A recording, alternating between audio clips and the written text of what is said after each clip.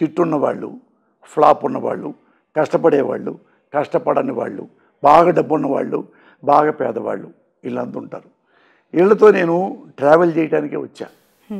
వీళ్ళలో కలిసి నేను పనిచేసుకొని ఆ పని చేసేంతకాలం అందరితో గౌరవంగా ఉంటా, చాలా రెస్పెక్ట్గా ఉంటా. ఒకటి దగ్గర తీసుకోను, ఒకటి దూరం పెట్టను. 6:30 అయితే ఎవ్వడు నా వాడు కాదు, నా ఇల్లు కోసం ఎత్తుక్కుంటా వస్తా. అందుకని ఎవరిని నేను స్నేహితుడిగా భావించను. మన ఫ్లైట్ ఎక్కుతుంటే పక్కన కూర్చుంటాను చూడు. ఇప్పుడు ఫ్లైట్ ఎక్కుతున్నా, నేనున్నాను, నా పక్కన నువ్వు కూర్చున్నావు. ఎవరండి మీరంటే, నేను పలానా శ్రావణి అండి. శ్రావణి గారు బాగున్నా, వెరీ గుడ్, థ్యాంక్ యూ అండి. దిగేటప్పుడు మీ నెంబర్ నాకేంటి, ఆ నెంబర్ నేను తీసుకుంటా. మళ్ళీ నేను చేయను, అంతే. ఇంకా లాస్ట్ అది బై బై చెప్పాలి. థ్యాంక్ యూ అండి. అందుకైనా చాలా సినిమా ఆడియో ఫంక్షన్లకి కూడా మీరు ఎక్కడ కనిపించరు అసలు. రేరెస్ట్గా వస్తా. అది కూడా ఏంటంటే ఆ షీల్డ్, మీ షీల్డ్ ఇవ్వాలి గురుగారు, మీ షీల్డ్ ఇవ్వాలి కదా, అందులో వచ్చి అట్లా. బెస్ట్ క్యారెక్టర్ ఆర్టిస్టు అనఫిషియల్గా కూడా వచ్చి ప్రైవేట్గా ఇచ్చారు. వాటికి ఎలా వచ్చింది ఈ ఎన్టీఆర్ వల్ల. ఎన్టీఆర్ నా క్యారెక్టర్ ఆయన క్యారెక్టర్ కంటే నా క్యారెక్టర్ ఇష్టం ఆయనకి. ఓకే. మొత్తం నన్ను ఒకసారి ఫోన్ చేసి పిలిచాడు, గురుగారు రండి ఒకసారి ఎడిటింగ్ రూమ్లో ఉన్నారు డైరెక్టర్ను ఈ జూనియర్ ఎన్టీఆర్, ఒక సీన్ చూడండి అన్నాడు. సీన్ నాదే అయింది, తిడుతుంటా ఆయన్ని గట్టిగా తిట్టి రే నా కొడుకు అని తిడుతుంటే అది చూసి గట్టిగా ఇక్కడ ముద్దు పెట్టాడు, గట్టిగా వాటేసుకొని. ఏం చేశారు సార్, నాకే భయం వేసింది సార్ అన్నాడు. అంత అప్రిషియేట్ చేశాడు. ఓకే. ఆయన అన్నాడు, ఈ క్యారెక్టర్ ఎలా ఉంటుందో రియల్ లైఫ్లో కూడా మీరు అలా ఉంటారు, అందుకే మిమ్మల్ని సెలెక్ట్ చేసాం. వేరే పెద్ద ఆర్టిస్టులు చాలామంది అడిగారు, ఎవరికి ఇవ్వలేదు. సినిమాలో అట్టే ఉంటారు, విడిగా అంతే ఉంటారు కాబట్టి మీకు ఇచ్చా. పూరి అదే అన్నాడు, ఎన్టీఆర్ అదే అన్నాడు. అలా వచ్చింది. దానికి నంది అవార్డు తీసుకోవాలి రాంగ్ రూట్లో. అట్లాంటివి నాకు వద్దన్న, నాకు వచ్చింది కాబట్టి తీసుకోవటం కాదు, అవి చాలా రాంగు వెళ్ళి. చాలా సేపటి నుంచి చూస్తున్నాను, షర్ట్ ఇలా అంటూనే ఉన్నారు. ఏంటి సార్ సీక్రెట్, అసలు ఎప్పుడు స్టార్ట్ అయింది, ఏంటి? లేదు గట్టిగా ఉన్నా. అది ఎట్టొచ్చిందో శ్రావణి నాకే తెలియదు. శ్రావణి మా ఆవిడ ఈసారి ఇట కొట్టి తనలాగా మానేసింది. మా అబ్బాయి కూడా నెట్టేవాడు ఇట అనేవాడు. మా ఆవిడైతే కొట్టుద్ది, ఇట్లా లాగుద్ది, తీసేయి ఏ నరాలు బిగ్గినేసా. నాకు అంటే ఏ టైంలో స్టార్ట్ అయి ఉంటుంది, ఎన్ని ఇయర్స్ క్రితం? అది ఎప్పుడు తెలియదు అసలు ఎందుకో. ఇప్పటికి ఇది ఎప్పుడు అందరు ఎక్కిరిస్తారు హీరోలు కూడా. బాలకృష్ణ గారు కూడా నా డ్రెస్సు చూసి, నా డ్రెస్సు పోసానిలాగా డ్రెస్ కుట్టండి నెక్స్ట్ సినిమాలో అన్నాడు. లేకపోతే నల్ల ప్యాంటు, నల్ల నెక్ దాకా బనియను, వేరే ఇట్లాంటి షర్ట్ వేసేవాడు చెక్స్. అది నచ్చి ఆయనకి అదే సినిమాలో అదే పెట్టుకున్నాడు. ఆయన పెట్టాడు వెంకటేష్, ఇట్టన్నీ సినిమాలో పెట్టాడు, మురళి చేస్తాను నేనని. అది పోవట్లేదు, ఎన్నిసార్లు కూడా పోవట్లేదు శ్రావణి. అది ఏం చేయాలి, ఏ కంట్రీస్ వెళ్ళినా కానీ వేరే ఆంధ్రప్రదేశ్ ఇండియాలో ప్రతి స్టేట్లో నన్ను గుర్తుపడతారు బాగా. నా సినిమాలు ఎక్కువ పోయి అవి బాగా పేరు వచ్చినాయి. అందుకని వాళ్ళు కూడా అక్కడ కూడా ఏంటప్పుడు సార్ రాజాజీ ఇట్లాంటారు కూడా. అరే ఇక్కడ కూడా వచ్చానా అనుకున్నా. అండ్ రాజా అని కూడా పిలుస్తూ ఉంటారు, రాజా అంటారు బయటకు వెళ్ళాక. ఎందుకు అది ఆ పేరు? ఎక్కడో ఒక టీవీ ప్రోగ్రామ్, మా టీవీలో చిన్నపిల్ల డ్యాన్స్ ఉండేది, దాని పేరు ఏదో ఛాలెంజ్ ఏదో పేరు, ఓంకర్ది. చిన్నపిల్లలు వాళ్ళు చిన్నపిల్లల్ని బాగా చేయకపోతే బాగా చేయలేదు అంటే ఏడుస్తారు కదా చిన్నపిల్లలు. రాజా మరి ఆ అబ్బాయి కంటే నువ్వు కొంచెం తక్కువ చేసావు, ఈసారి ఆ అబ్బాయి కంటే ఎక్కువ చేస్తావా? ఆ బాబు కంటే చేస్తాను అంకుల్ అంటే లవ్ యూ రాజా అన్న. థ్యాంక్ యూ రాజా అన్నాడు ఒకడు పిల్లడు. అది ఆ ప్రోగ్రాము మొత్తం ఆ ఎపిసోడ్ మొత్తం అయిన 2-3 నెలల తర్వాత ఇండియా మొత్తం అదే, స్టేట్ అంతా ఎక్కడికి వెళ్ళి రాజా రాజా రాజా రాజా అందరూ. రామానాయుడు కూడా అయినాడు రాజా రా, అట్లా అలవాటు అయిపోయింది. Okay okay. సో మొత్తానికైతే దీని వెనక ఉన్న ఆంతర్యం ఏంటంటే ఇప్పటివరకు ఎప్పుడు అసలు లేదు, అంటే జబ్బులు అయితే లేవు. చూసాక వెళ్తుంటా ఇప్పటికి ఫాస్ట్ టక్ టక్ టక్ వెళ్తుంటా కదా. ఓకే. ఇప్పటికి పరిగెత్తాను, తీవ్రమైన జబ్బులు లేవు, 10 అంతస్తులేని మెట్లు ఎక్కేస్తాను. ఓకే. పరిగెత్తాను, మళ్ళీ వస్తాను. ఇది బాబీ సినిమా చూడండి, బాబీలో నేను పరిగెత్తుంటే నా వెనక నన్ను పట్టుకోవాలన్నమాట. ఎవరు మహేష్ ఫ్రెండ్ని చంపి పారిపోతుంటా బాబీ సినిమాలో. ఆయన పరిగెత్తుంటే ఇంత దగ్గరలో పట్టుకో, నేను ఫాస్ట్గా పరిగెత్తుంటే ఒకసారి 2 సార్లు లాగేశాడు ఎవరు మన మహేష్ బాబు. వచ్చి నాకు అలవాటు, చిన్నప్పుడు తిరిగాను కదా, ఇప్పటికి కూడా రన్నింగ్ డ్యాన్స్ వేస్తుంటా, పిచ్చి డ్యాన్స్ వచ్చినా నా పైన. అట్టా కొద్ది హెల్దీ అంటే మావిడ మంచి భోజన ప్రియులా మీరు?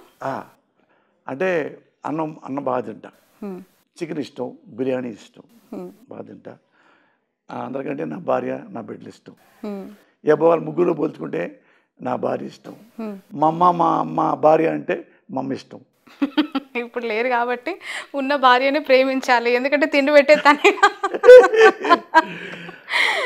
చాలా చాలా టైం ఇచ్చారు పూసాని గారు. అండ్ స్వచ్ఛమైన నవ్వు మీలో కనిపించింది for ending of the episode.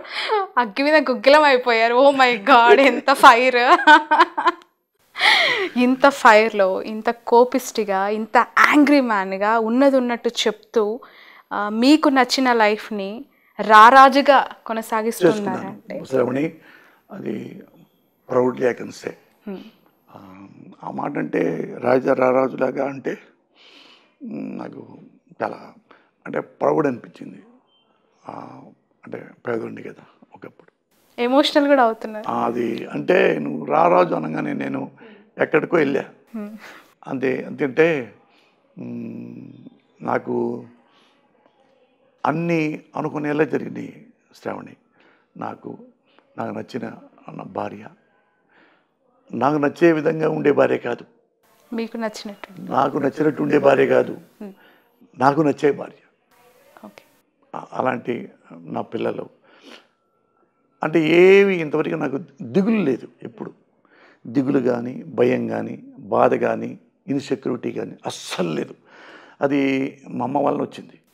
అది మా అమ్మ ఫోటో బాగా వేయండి, మా నాన్న ఫోటో ఇద్దరు ఒక చూపించండి, మా అమ్మ మా నాన్న కూడా. తప్పకుండా అది మా అమ్మ వలన వచ్చింది.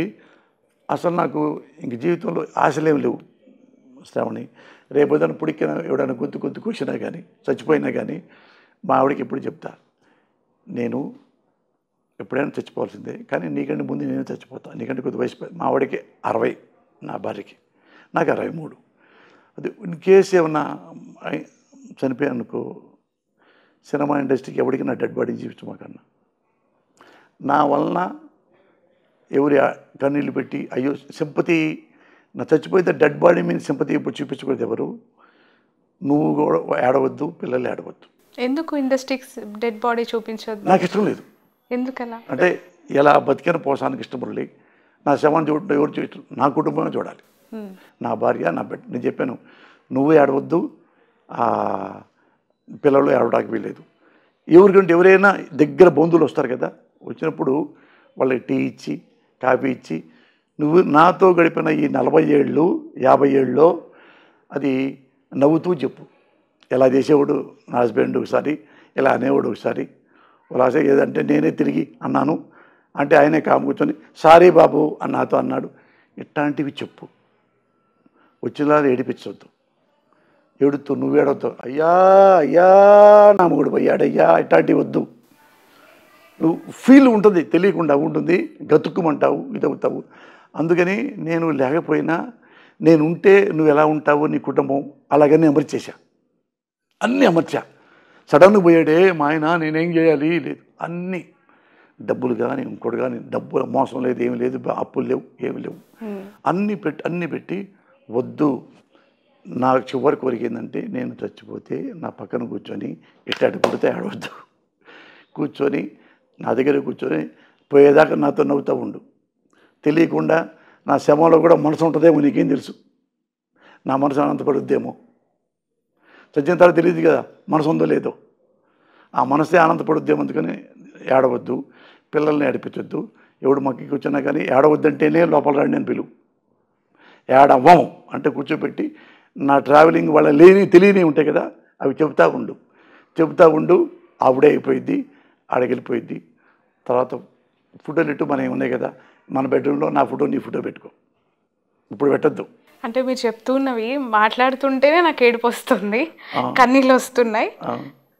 కుటుంబానికి సాధ్యమా? మావిడి ప్రిపేర్ చేసి మావిడికే ఇంత డబ్బులు తన పేరు పెట్టేశా ఆస్తులు. ఒకసారి పిల్లలు కొంతమంది ఎట్టుంటో తెలియదు, ఎడిపోతారో, ఫారిన్ పోవచ్చు, కుడుకుడు పోవచ్చు. నీకు 50 crores, నెలకి నువ్వు 8-9 లక్షలు నెట్ నీకు వస్తుంది నెలకి, ఏమి చేయకపోయినా. అందుకో అన్నీ చెప్పా, అన్నీ నువ్వు మంచి వంట అమ్మాయిని పెట్టుకో, ఇల్లు ఉడ్చే అమ్మాయిని పెట్టుకో, బట్టలు ఉడ్చే అమ్మాయి పెట్టుకో, మంచి డ్రైవర్ని పెట్టుకో, 3 ఇంట్లో పెట్టుకో ఆడపిల్లల్ని పని చేసుకునేవాళ్ళని.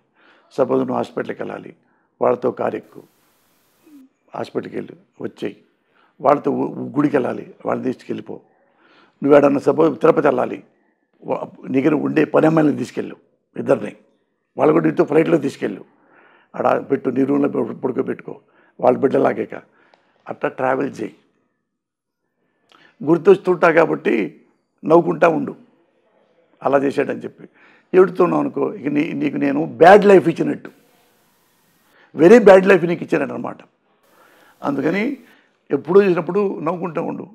ఇట్లా ఈ చొక్కా అప్పుడు కొన్నాం కదా మేమిద్దరం అనుకుంటా ఉండు. ఏమో పైకి వెళ్ళిన తర్వాత నా ఆత్మ చూస్తుందేమో. అంటే యాక్సిడెంటల్గా చావు అనేది ఎవరు ముందు ఊహించలేరు, కానీ ఇలా ఈ స్థాయిలో ప్రిపేర్ చేయడం అనేది ఏంటి? అన్ని చావుకు సంబంధించి ఎందుకు, ఆ కార్యక్రమాలకు సంబంధించి, మీ క్రిమేషన్కి సంబంధించి ముందుగానే డిసైడ్ చేయించి, మెంటల్గా ప్రిపేర్ చేయించి తీసుకొని మాట్లాడాల్సిన సందర్భాలు ఎందుకు వచ్చాయంటారు? అంటే ఆ అవసరాలు ఎందుకు వచ్చాయి? అంటే ఎప్పుడైనా ఎవడైనా చావాల్సిందే. ది గ్రేట్ రామానాయుడు కూడా చనిపోయాడుగా, లెజెండరీ. అయితే ఇప్పుడు 60 ఏళ్ళు వచ్చిన తర్వాత ఎన్నాళ్ళు ఎప్పుడు ఏంటో అనేది ఒక్కోసారి మనం చెప్పలేము. నా భార్యకి ఇప్పుడు చెప్పా, ఇంట్లో మాట కబుర్లు పడుకొని కబుర్లు చెప్పుకుంటా అప్పుడు మొదలుపెట్టా. అట్లా చెప్పి చెప్పి చెప్పి ఆమెని లైన్ ఫస్ట్ ఏడ్చింది, తను ఏడ్చింది. నువ్వు లేకపోతే నేను ఎందుకు, నువ్వు లేకపోతే నేను ఎందుకని. నువ్వు చచ్చిపోయినా నేను బతుకుంటాను, గుర్తుపెట్టుకో అన్న. ఎవరు ముందు పోతే అని. అట్లా నేను ఏజ్ కాబట్టి, నేను ముందు మగాడు కాబట్టి, అందుకని ఆడవను అనేదా తీసుకొచ్చా. అప్పుడు మిగతా కూడా కాఫీ టీలు ఇచ్చి అన్నీ నవ్విస్తూ ఉండండి. లోపల నా మనసు ఉంటుంది, నీకేం తెలుసు, నా మనసు నవ్వుతూ ఉంటుందేమో. అంటే ఒక మరణం అనేది సంభవించినప్పుడు పరామర్శకి వస్తూ ఉంటారు. చివరి చూపు అనేది చాలా ఇంపార్టెంట్. ఎక్కడెక్కడో ఉన్న అమెరికా, ఆస్ట్రేలియా నుంచి కుటుంబ సభ్యులు చూడాలనుకున్న వాళ్ళు అవసరమైతే 2 రోజులు ఫ్రీజర్లో పెడుతున్న పరిస్థితులు కూడా ఇప్పుడు తప్పట్లేదు, అనివార్యం అయిపోయాయి. అలాంటి పరిస్థితుల్లో పోసాని గారి డెడ్ బాడీని ఇండస్ట్రీకి చూపించొద్దు అంటే ఆగిపోతారా మీ అభిమానులు? నేనే గట్టిగా చెప్పా, మీతో పనిచేసిన వాళ్ళు రాకుండా అసలు వద్దని చెప్పా. థ్యాంక్ యూ, బయట కూర్చోండి, కావాలంటే భోజనం తర్వాత దినంగా భోజనం చేసుకుని తప్ప నా బాడీ, నా భార్య, నా రక్త సంబంధికులు, నా కొడుకులే చూడాలి. ఎందుకంటే ఎవరన్నా సానుభూతి, అయ్యో పాపం చచ్చిపోయాడు రా అదే ఇట్లాంటివి నేను వింటే చూస్తాను, నాకు కోపం వస్తుంటుంది. అది నాకు నేను చనిపోయిన తర్వాత ఇట్లా అనుకో, మావిడికి ఇంకా భయం వేస్తుంది, నా పిల్లకి ఇంకా భయం వేస్తుంది, ఏడుస్తూ ఉంటే అంత ఇన్సెక్యూరిటీ వచ్చింది. అమ్మో ఇంతమంది ఎడుతున్నారంటే నేను పోతే తర్వాత నేను ఏమైపోతాను. అన్నీ నెలకి మా ఆవిడకి 10 లక్షలు వస్తాయి, 9-10 లక్షలు మా ఆవిడకి, పిల్లలు కాకుండా పిల్లలకి వేరే వస్తాయి. అట్ట సెట్ చేసి పెట్టా అన్నప్పుడు నువ్వు ఇట్లా నువ్వు బెంచి కారు కొనుక్కో, ఎక్సలెంట్గా కొనుక్కో, ఇది ఇల్లు, ఇది ఇప్పుడే 10 కోట్లు ఒకటే, వేరే అన్ని పిల్లలకి ఇచ్చేసాం నువ్వు. అందుకని ఏడవద్దు. ఏడితే ఏమో చెప్తావు, ఎన్నప్పులు చేసిపోయాడు, ఎప్పుడా ఎన్నాళ్ళు ఏడిపించాడు ఈ ముండా కొడుకు అంటారే, నవ్వుతుంటే సంతోషపడతాడు. అందుకని నువ్వు వచ్చినప్పుడే అన్ని కబుర్లు చెప్పు, మా అక్కలతో కానీ, మా చెల్లెళ్ళతో కానీ, మా బామర్దులతో. ఎంతమంది అండి సిస్టర్స్ మీకు? ఒక అక్క, ఒక చెల్లి, ఒక తమ్ముడు, నేను. వాళ్ళు ఎవరు వచ్చినా కానీ ఇలా చేసేవాడు పెద్దనాన్న, ఎలా చేసేవాడు మీ తమ్ముడు, మీ అన్నయ్య, ఎట్లా అని అట్లా. నీ పక్కన కొడుకు, వాడు కూడా కొడుకు నవ్వుతా ఆడాలి నా డబ్బాడి. అప్పుడు వెళ్తే నేను నిజంగా హ్యాపీగా పైకి వెళ్తా. నువ్వు ఎడుతుంటే నేను ఎడుతూ పైకి వెళ్తాను, నీ ఇష్టం ఆలోచించుకున్నా. చాలా నాళ్ళ తర్వాత అది సరేలే ఏడవలే అట్లా అన్నీ మా ఆవిడకి అన్నీ మా ఇద్దరు అట్లానే ఉంటాం. ఆమె ఇప్పుడు ఆడ మనిషి ఎలా ఉంటుంది, ఆ మెంటాలిటీ ఎలా ఉంటుంది ఎవరిదైనా కానీ మనిషిలో, మగవాడు చెడిపోవడానికి, మగవాడు ఇంకా బుద్ధిగా ఉండటానికి భార్య ఆడదే కారణం, ముఖ్యంగా భార్య ఎప్పుడు అట్రాక్షన్గా ఉండదు, ఎఫెక్షన్గా ఉంటుంది. అట్రాక్షను బయట ఆడలో ఉంటుంది. ఎప్పుడు మెడలో తాళి కట్టాము అట్రాక్షన్ అవుదిక, ఎఫెక్షనే. ఎప్పుడు నా భార్య నేను ఎఫెక్షన్తో ఉంటాం. అట్రాక్షన్ అనుకో బ్రేక్ అయిపోద్ది, ఎఫెక్షన్ బ్రేక్ అవ్వదు ఎప్పుడు. అందుకని ఎఫెక్షనేట్ కానీ 32 ఏళ్ళ నుంచి, అలాగే 30 ఏళ్ళ నుంచి ఆ ట్రావెల్ అయ్యాం. అందుకని అన్న ఏడవద్దని అట్లా అది. అందుకని బయట కూడా నేను చాలాసార్లు అట్రాక్ట్ అయ్యా.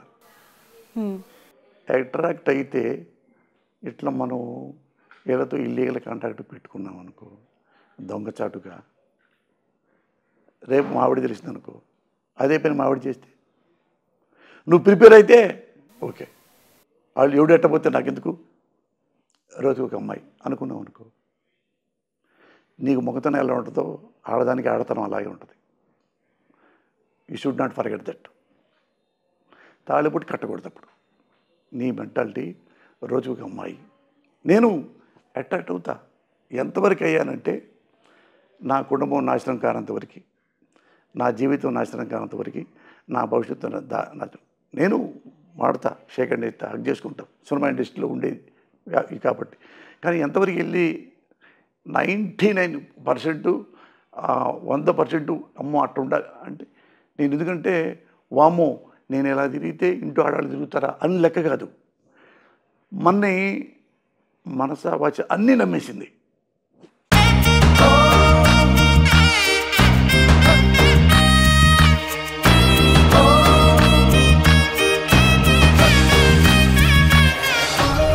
విఘ్నాలు తొలగాలని వినాయకుడిని పూజిస్తాం. బంగారం కొనాలంటే పెద్ద విఘ్నం అధిక తరుగే. మీ లలిత జ్యువెలరీలో అది లేదు. మార్కెట్లోనే తక్కువ తరుగు. వినాయకుడి కటాక్షంతో అందరింట్లో బంగారం, వజ్రం, వెండి నిండాలి. బంగారు నగలు తరుగులో 1% తగ్గింపు. వజ్రాభరణాలు క్యారెట్కు 5,000 తగ్గింపు.